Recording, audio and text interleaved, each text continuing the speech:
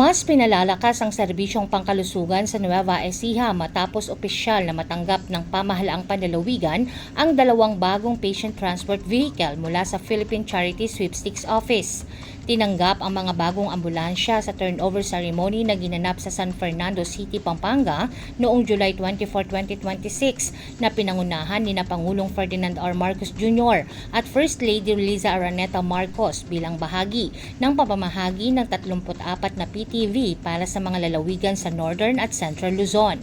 Kabilang sa tumanggap ng dalawang PTV para sa Nueva Ecija, sina Vice Governor Gil Raymond Lemon Umali, Provincial Administrator Attorney Jose Maria Cesar San Pedro, Dr. Napoleon Nap Palor ng San Antonio District Hospital, Assistant Hospital Administrator Crisanta Torres ng Eduardo L. Hoson Memorial Hospital, at Assistant Hospital Administrator Irene Delfin ng San Antonio District Hospital. Bago ang turnover, inaprubahan ng Sangguniang Panlalawigan ng Nueva Ecija ang kahilingan ni Governor Aurelio M. Umali na lumagda sa deed of donation sa PCSO para sa pagtanggap ng dalawang sasakyan.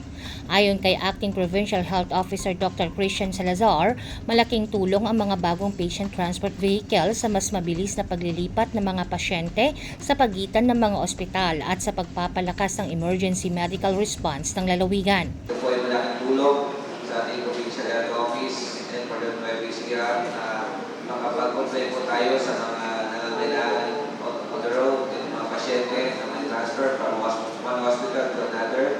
Ang maganda po dito sa patient transport vehicle ay hindi po natin kailangan ng mga trainings para po mapagana po itong patient transport vehicle. But rather, i-register na po natin sa DOH na we have this patient transport vehicle.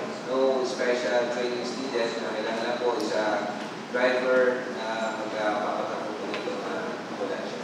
Ang dalawang bagong PTV ay nakatakdang gamitin ng San Antonio District Hospital at Eduardo L. Hoson Memorial Hospital upang mapalakas ang pagbibigay ng agarang serbisyong medikal at mas mapabilis ang pagresponde sa mga pasyenteng nangangailangan ng transportasyong medikal.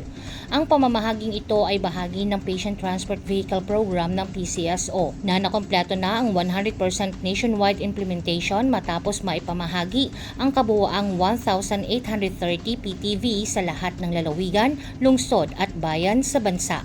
Kasama sina Jerome Tiquia, Jeremy Ramos at Smile Sopitran III, Jovelyn Astrero para sa Balitang Unang Sigaw.